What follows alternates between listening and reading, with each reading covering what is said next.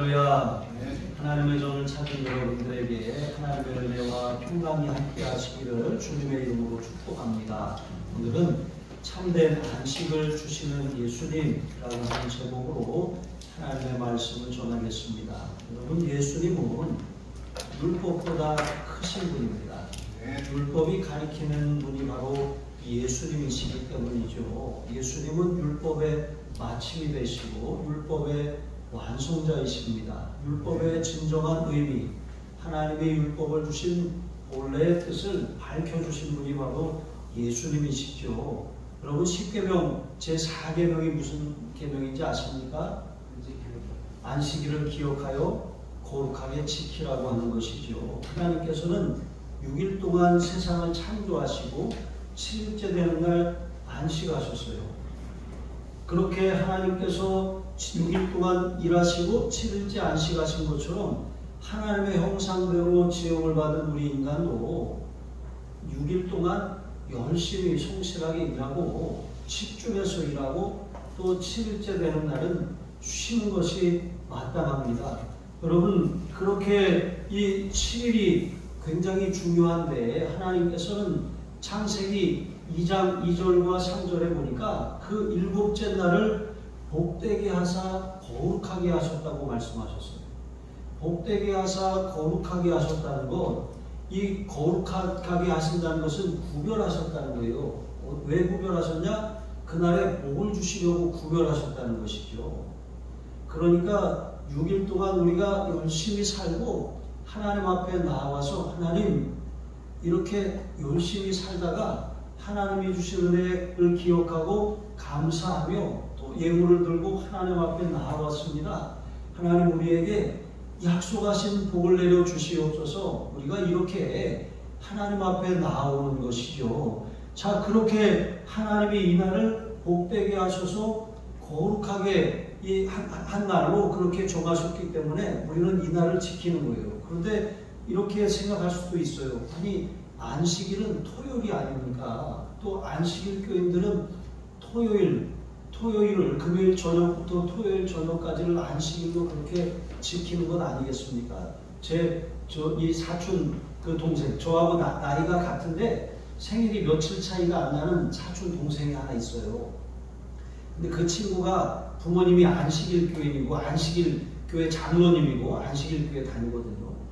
같은 반이 6학년 때 같은 반이 됐었어요. 그래서 학교에 왔는데 얘가 토요일마다 학교를 안 나오는 거예요. 야, 월요일날, 야 세훈아, 너 왜 학교 안 왔어?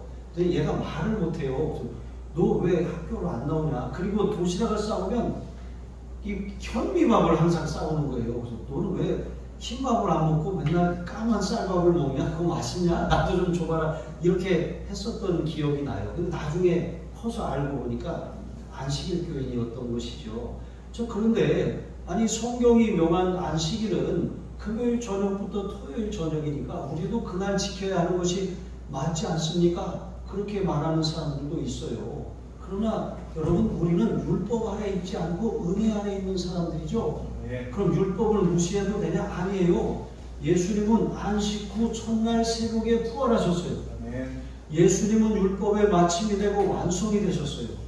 우리는 율법을 완성하신 예수님을 기념하고 예수님이 우리를 구원하신 그 은혜를 기억하고 하나님 앞에 이 날을 안식일로 지키는 거예요. 그러니까 주일은 안식일인데 영적인 안식일이라고 하는 그런 의미를 가지고 있는 것이죠. 자, 그래서 우리는 이날, 이 안식일인 주일에 하나님 앞에서 구별된 시간, 구별된 장소, 구별된 그런 곳에서 하나님을 예배하는 거예요. 우리의 삶의 그런 수입과 소득과 그런 것들을 구별하여서 그것 중에 일부를 하나님의 것으로 돌려드리는 것이죠. 자, 이렇게 하나님 앞에서 우리가 이 안식을 누리는 날이 바로 주일이라고 하는 거예요. 그런데 유대인의 그런 구전 율법인 미시나에 보면은 안식일에 해서는 안 되는 그런 39가지의 그 규정들이 있어요. 그래서 이 39가지의 규정 가운데 특별히 세 번째가 안식일에 추수해서는 안 된다. 라고 하는 규정이거든요. 예수님과 제자들이 이제 밀밭 사이를 이제 지나가셨습니다. 그러니까 밀밭 사이를 지나가시는 것은 이제 길을 내면서 이렇게 가셨던 거죠. 그러니까 요즘하고 다르게 그런 특별하게 그런 구분이 없었던 이제 그런 시대였죠. 저 앞에서 제자들이 이렇게 밀밭을 헤치며 길을 만들고 예수님은 그 뒤를 따라가시는데 앞에 가던 제자들이 배가 고프니까 그 밀 이삭을 이렇게 꺾어가지고 손으로 이렇게 비벼가지고 이제 그것을 먹었어요. 그런데 마침 그 장면을 바리새인들이 지켜보고 있다가 예수님께 왜 당신의 제자들은 안식일에 하지 못한 일들을 행합니까? 이렇게 말하는 거예요. 그러니까 왜 안식일에 남의 밀밭에 들어가서 밀을 이렇게 잘라서 먹었습니까? 이게 아니라 왜 소리했습니까? 이게 아니라 왜 안식일에 하지 못할 일을 했습니까? 이렇게 말한 거예요. 그러니까 본래 신명기 23장 25절에 보면 굶주린 사람이 그 밀밭 밭이나 이런 데 사이를 지나가다가 배가 고프면 그것을 따서 먹는 것은 죄가 되지 않았어요. 그런데 이것을 낯선 데서 이렇게 베는 것은 추수행위잖아요. 그것은 금지되어 있었습니다. 그리고 그 딴 것을 밖으로 가지고 나오면 안 돼요. 그 밭 안에서 먹어야 합니다. 이거 가지고 나오는 것, 또 도구를 사용하는 것, 이건 추수행위에 해당되는 거예요. 자, 그런데 이 바리새인들은 율법을 확대 해석하고 또 그것을 자기식대로 이해한 거예요.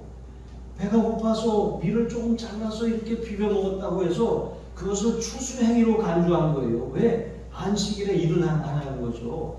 이제 이스라엘에 갔었을 때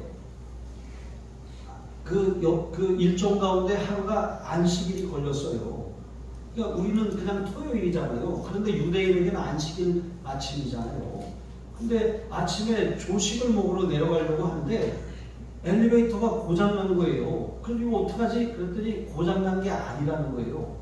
아니 이게 문이 열렸다 닫혔다 열렸다 닫혔다 하는데 왜 고장난 게 아니냐니까 안식일에는 이 버튼을 눌러서 기계를 작동하는 것이 일하는 것이기 되기 때문에 자동으로 운행하게 한다는 거예요. 그래서 1층에 열렸다 닫히고 2층에 열렸다 닫히고 3층에 이러고 있는 거예요.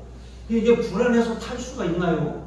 이게 열렸다 닫히고 이거 고장난 거 아니냐 이런 생각이 들잖아요. 그러니까 안식일에 그런 대한 율법을 지나치게 해석해서 사람이 그렇게 버튼을 작동하는 일조차도 이거 안식일 규정을 어기는 그런 이 노동행위라고 간주하는 것이죠. 이거 얼마나 율법이라고 하는 것은 하나님이 주신 선하고 좋은 거예요.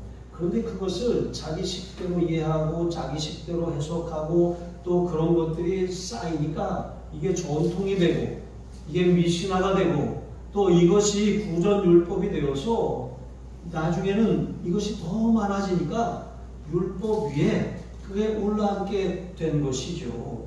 사람의 계명으로 교훈을 삼아 가르치니 나를 헛되이 경배하는도다. 주님이 그렇게 책망하시게 된 것입니다. 우리가 신앙생활을 오래 하다 보면 나도 모르게 규칙들이 생겨요. 일종의 루틴 같은 것이죠.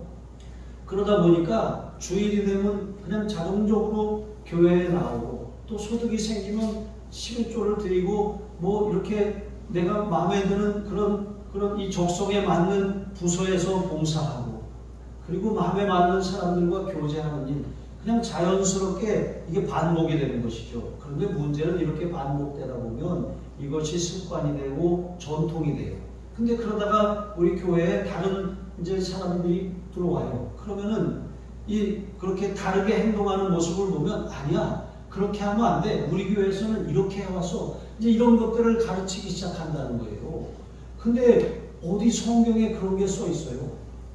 그런 전통들을 계속 주장하게 되면 나중에 우리는 이런 교회야 라고 하는 자부심을 가지게 되고 또 그렇게 하지 않는 사람들을 판단하거나 정죄하거나 지적하게 되는 것이죠. 이러면 이게 교회가 은혜가 안 돼요.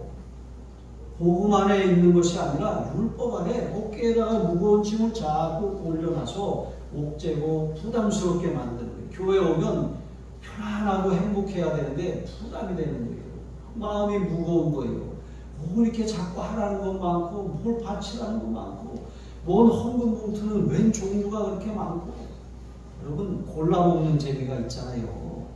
여러 개 중에 우리 하나님께서 주시는 감동을 따라 내가 할 수 있는 거 하면 되는 거예요. 성경에는 특별히 의무 헌금으로 규정한 것이 두 가지가 있어요. 하나는 11조입니다. 우리 소득의 10분의 1을 하나님께 드리는 것이죠. 또 하나 신명기 14장 28절로 29절에 보면 이제 제2의 11조가 있어요. 그것은 매해 내는 것이 아니라 3년마다 한 번씩 내는 거예요. 그 3년마다 한 번씩 내는 11조. 그러니까 매해 내는 것, 그것을 이렇게 10분의 1로 나눠서 내는 그런 11조가 있지만 이 제2의 11조가 있는데 3년마다 내는 11조, 그러니까 30분의 1조라고 할 수 있죠. 오늘날 직장 생활하는 직장인들에게 그 30일치, 30일 봉급 중에 하루치를 구별하는 거예요. 그럼 그거 어디다 쓰냐? 구제하는 데 쓰라는 거예요.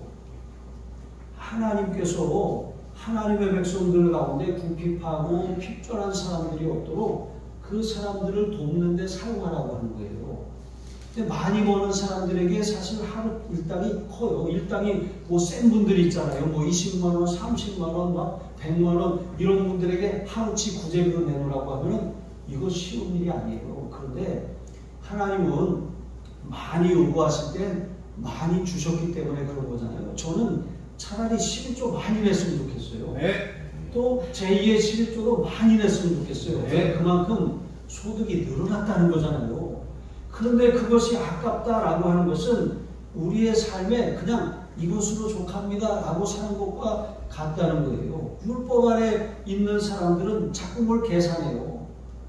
바리새인들은 박하와 회양과 근처에 11조를 드렸다고 했어요. 지극히 작은 것, 콩 한쪽이라도 확 정확하게 11조 한다고 세고 있었다는 거예요. 그러나 여러분 10의 1조 아니라 10의 2조, 10의 3조, 10의 9조까지 드릴 수 있을 정도로 그렇게 많이 벌었으면 좋겠어요. 네. 그런 복을 여러분 받으시기를 바랍니다. 네. 계산하는 신앙은 율법 아래 있는 신앙이에요. 그러나 우리는 율법보다 크신 주님을 믿는 사람들이거든요. 은혜로 사는 사람들은 주님께 아끼지 않는 사람들이거든요. 주님도 그 사람에게 아끼지 않으셔요. 내가 주님께 인색하면 주님도 내게 인색하셔요. 내게 아끼십니다. 그러나 내가 주님께 아끼지 않는 삶을 살아가면 하나님도 더 주시는 거예요. 이런 마인드를 가지고 살아야 한다는 것이죠. 그런데 이런 마인드, 은혜로 살지 않으니까 사람이 자꾸 쪼잔해져요. 자꾸 계산적이 됩니다. 그래서 제자들을 가만히 보다가 어찌하여 저들이 안식일에 하지 못할 일을 합니까? 하면서 아니 배고파서 손으로 밀 조금 비벼 먹었다고 해서 그걸 추수했다고 그렇게 어그로를 쓰는 거예요. 어기장을 놓는 거예요. 이게 아주 유대인들의 모습이었다라고 하는 것이죠. 사람이 만든 전통으로 하나님의 말씀을 폐하는 것이죠. 그래서 하나님께서는 마태복음, 여러분 예수님께서 마태복음 23장 23절에 이렇게 말씀하셨습니다. 화 있을진저 외식하는 바리새인과 서기관들이여, 너희가 박하와 회양과 근처의 11조는 들이되 율법에 더 중한 바 정의와 긍휼과 믿음은 버렸도다. 그러나 이것도 행하고 저것도 버리지 말아야 할 것입니다. 여러분 형식도 중요해요. 그러나 형식만 있으면 껍데기예요. 형식에는 반드시 알맹이가 채워져야 돼요. 그게 알곡입니다. 내용이 있어야 하는데 그 내용은 정의와 긍휼과 믿음이, 여러분의 드리는 예물과 헌신에 믿음이 담겨야 돼요. 믿음의 그릇에 그것을 담아야 하는 것입니다. 긍휼의 마음이 있어야 돼요. 정말 하나님 앞에 구제헌금을 내올 때 아까운 마음이 아니라 먹을 것이 없어서, 입을 것이 없어서, 살 집이 없어서 고통당하는 그들을 위해서 내 것을 떼어줄 수 있는 긍휼의 마음이 있어야 한다는 것입니다. 하나님이 정하신 것, 하나님의 것을 구별하고 또 그 가난한 자들의 권리를 지켜주는 것, 이게 정의예요. 여러분 밭에 들어가서 그 배고픈 자가 그 곡식을 떼서 먹을 수 있는 거, 이거 가난한 자의 권리로 규정하셨어요. 반면 또 그것을 낫을 내서 추수하거나 가지고 나아가는 거, 그 마신 것, 이거 소유주의 권리를 하나님이 보장하신 거예요. 그러니까 여러분 구제하는 거, 이거 내 거 아니에요. 원래 하나님께서 내 소득의 31조는 가난한 사람들을 위해서 명하신 하나님의 거예요. 그 사람의 권리라고 하는 것이죠. 내 것이 아닌데 내 것처럼 쓰면 그게 도둑입니다. 하나님의 것을 하나님께 돌려드리는 그런 삶을 살아야 합니다. 우리가 무슨 세이브 더 칠드런이니 이런 그 NGO 단체 꿈을 파주고 아프리카에 그런 뭐 빵을, 사랑의 빵을 주고 이렇게 하는 일에 이거 10,000원씩 보내는 거 아까운 일 아닙니다. 여러분 기꺼이 그렇게 하세요. 자녀들에게 가르치시고 자녀들의 이름으로 보내세요. 그리고 자녀들이 독립하면 그 계좌를 자녀들의 통장에서 자동이체할 수 있도록 그렇게 가르치세요. 여러분 이거 하나님께 꺼드리는 거예요. 심는 것입니다. 하나님의 정의를 실현하는 일이에요. 그러면 하나님께서 우리의 삶을 축복해 주시는 줄로 믿습니다. 그리고 어떤 계명이나 계산이나 여러분 우리의 사람의 그런 생각이 아니라 하나님의 말씀의 본 뜻을 알고 그 뜻을 온전히 행하심으로 말씀에 약속하신 복을 받아 누리시길 주님의 이름으로 축복합니다. 두 번째로 안식일이 사람을 위해 있는 거예요. 사람이 안식일을 위해 있는 것이 아니라 하나님은 사람을 위해 안식일을 주셨습니다. 예수님의 제자들이 안식일을 범했다고 그렇게 항의하는 바리새인들에게 다윗의 사례를 통해 말씀하셨어요. 다윗은 유대인들이 생각하는 가장 이상적인 왕이에요. 지금 이스라엘 국기에 별이 하나가 그려져 있어요. 파란 바탕에 그 하얀 별, 이게 바로 다윗의 별입니다. 다윗의 영화와 영광을 회복하고자 하는 그런 유대인들의 그 마음이 거기 담겨 있는 거예요. 그런데 문제는 이것을 하나님의 방법으로 회복해야 되는데 전쟁으로 회복하려고 하고 무기로 미국을 등에 업고 회복하려고 하니까 이게 아주 이 전 세계의 악동처럼 되어버린 것입니다. 그러니까 여러분 이스라엘이 그렇게 되는 이것은 하나님께서 이방인의 많은 수, 충만한 수가 차기까지 하나님께서 이스라엘을 내버려 두셨기 때문에 그래요.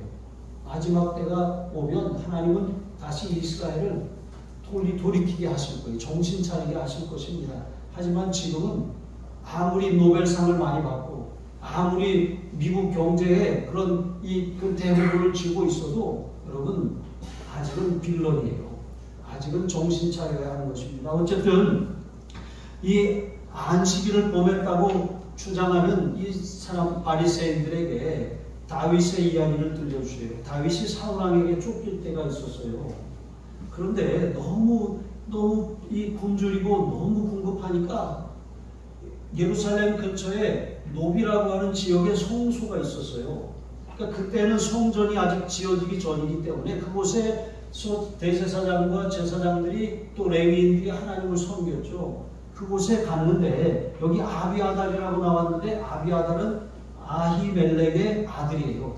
그러니까 아버지 아히멜렉이 대제사장이고 아비아달이 그 아들인데 아버지와 아들이 제사장으로 그 성소에서 섬기고 있었던 것이죠. 자, 그런데 다윗이 먹을 것 좀 달라고 하니까 이 아히멜렉이 먹을 것이 없고 성전에서 물린 진설병만 있다는 거예요. 이 진설병이 뭐냐면 누룩을 넣지 않고 기름에 구운 떡이에요. 거기에 소금을 쳤습니다. 이것을 이제 매 안식일마다 12개의 새 떡을 두 줄로 그렇게 이 성소 안에다가 이렇게 진설했어요. 이게 진설떡입니다. 그런데 안식일이 지나면 바뀌면 새로운 떡을 구워다가 거기다가 진설을 하고 그 진설했던 떡을 내어서 성소에서 그걸 제사장들이 먹게 되어 있었어요.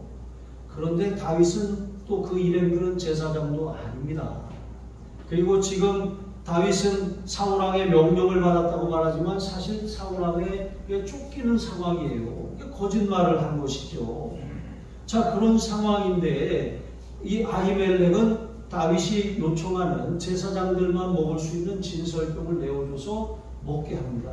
이 호기를 달래게 하는 것이죠. 그리고 다윗이 요청하자 골리앗의 칼이 그곳에 보관되어 있었거든요. 그것을 다윗에게 내어주었습니다. 그 일로 하나님께서 다윗을 정죄하지 않으셨어요. 이 이야기를 예수님이 사례로 들어 말씀하시면서 다윗도 안식일, 그날이 마침 안식일이었는데 안식일에 그 안식일을 범하였을 뿐만 아니라 제사장들만 먹을 수 있는 떡을 먹지 않았느냐. 그런데 하나님이 다윗을 정죄하지 않으셨는데 여러분, 예수님의 제자들이 이 추수한 것도 아니고 배고파서 밀을 조금 비벼 먹었다고 그것을 추수행위라고 정죄하는, 여러분, 이 바리새인들의 모습이 얼마나 어리석습니까? 예수님과 바리새인 다 하나님의 말씀에 대해서 절대 권위를 가지고 있는 건 뭐 같을 수 있어요. 하지만 그 말씀을 해석하고 적용하는 데 있어서 바리새인들은 말씀을 자기 전통이나 자기의 어떤 가지고 있는 틀을 따라 말씀을 해석한 거예요.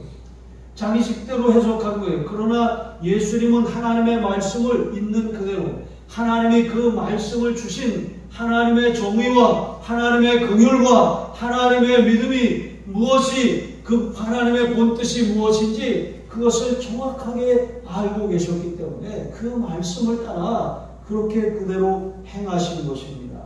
호세아 6장 6절에 보시면 나는 인애를 원하고, 인애는 인자와 자비를 말하는 것이죠. 제사를 원하지 아니하며 번제보다 하나님을 아는 것을 원합니다. 여러분, 유대인들의 실패, 바리새인들의 실패가 무엇입니까? 그들은 율법을 지식적으로 알았을지는 모르겠지만 율법을 주신 하나님을 알지 못했어요. 청개구리죠, 청개구리. 내중 반대로 거꾸로 행하다가 엄마가 이제 뱀에 물려 돌아가실 때가 되니까 그 마지막 남긴 유언에 또 순종한다고 강가에 나갔다가 이 엄마 무덤을 만들었다는 우화가 있잖아요. 여러분, 이처럼 이 바리새인들의 모습이 그와 같다는 거예요. 하나님의 말씀을 자기 식대로 해석해가지고 거꾸로 행하는 거예요. 거꾸로. 그러니까 자기도 못 들어가고 자기에게 가르침을 받는 사람들도 못 들어가도록 천국문을 딱 막고 서 있는 이러한 모습이 바리새인들의 모습이라고 하는 거예요. 우리도 우리의 신앙이 너무 막 규칙이 되고 또 그런 전통이 되고 루틴이 돼가지고 나는 하던 대로만 할 거야. 나는, 우리 집안은 이런 신앙이야. 여러분, 이렇게 고집을 부리다가 하나님의 말씀을 벗어나는 이런 어리석음을 범하지 마시기를 바랍니다. 하나님께서는 이 안식일이라고 하는 것 사람을 위해서, 사람의 쉼을 주기 위해서, 재충전과 회복을 위해서 주신 거예요.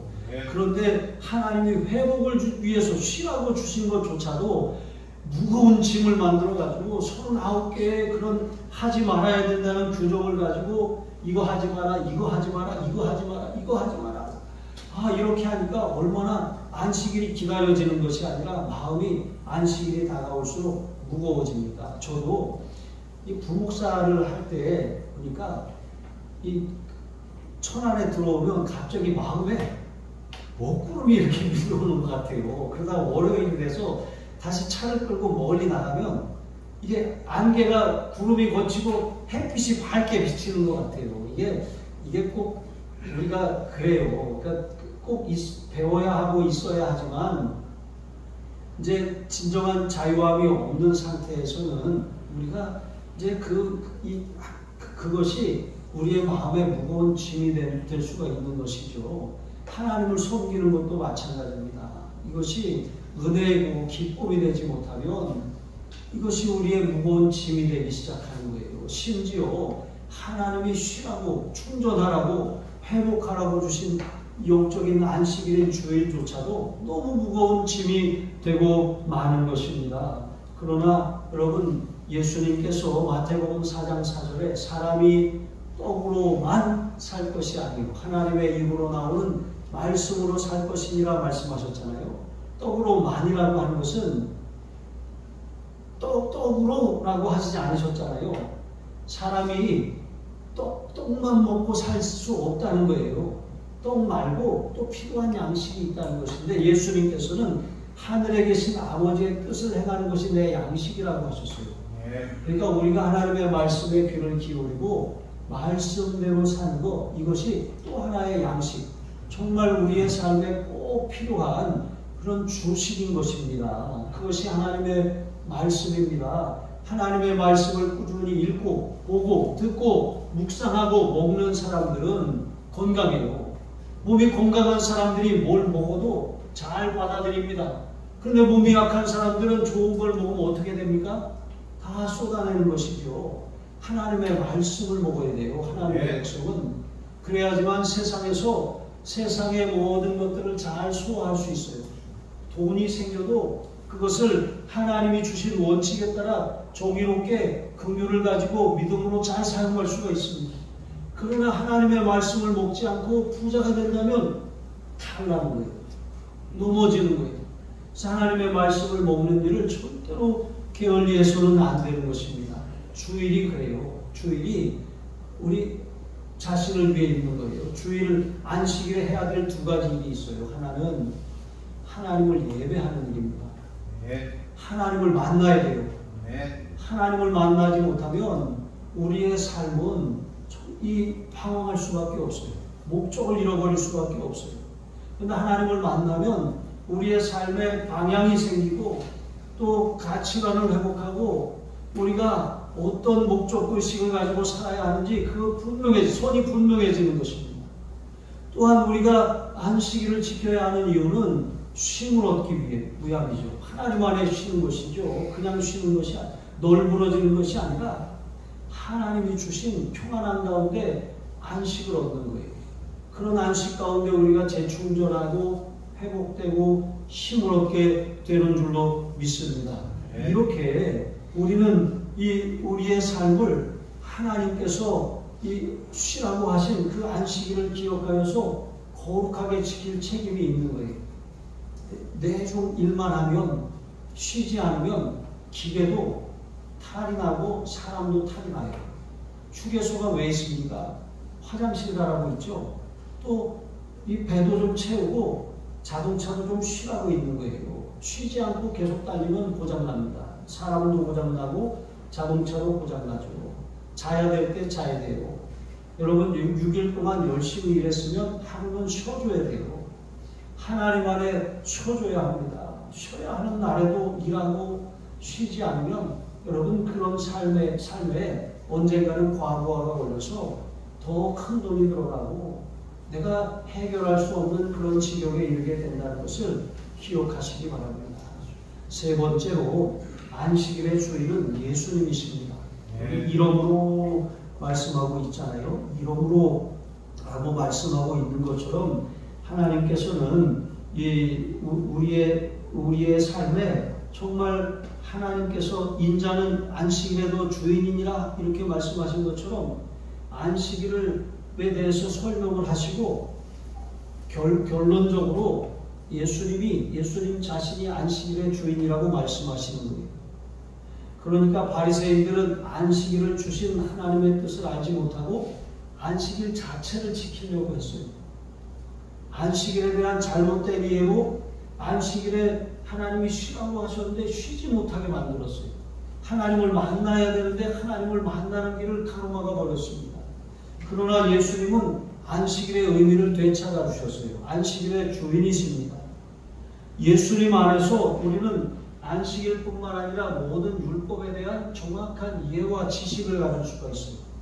하나님의 뜻을 알 수가 있는 것입니다. 말씀을 읽을 때도 주님이 우리를 가르치셔서 하나님의 본 뜻을 알고 그것을 행할 수 있게 하시는 것입니다. 지식이라고 하는 것은요, 예수님 없이도 쌓을 수가 있어요. 성경 지식도 예수님을 구세주로 믿지 않고 또 예수님을 주인으로 섬기지 않는 사람도 여러분 이 성경 지식을 쌓을 수 있어요. 실제로 제가 배운 신학교의 교수님 가운데 한 분 은퇴하셨지만 부활을 믿지 않는 분이 있었어요.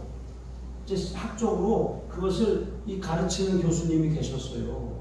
그런데 여러분, 아무리 저명한 학자가 되고 신학자가 되고 성경학자가 되고 또 그런 유능한 설교자가 된다고 할지라도 부활을 믿지 않는다? 그것은 복음의 핵심인데 예수님과 상관없는 사람이 되는 거예요.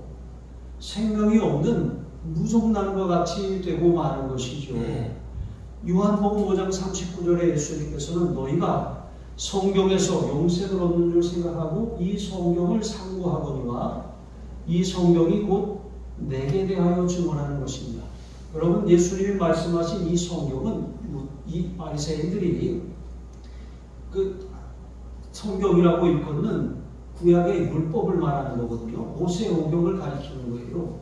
그런데 그 모세오경이 가리키는 그분이 바로 메시아가 바로 나다라고 예수님이 말씀하시는 거예요. 그러니까 성경은 예수님 이야기예요.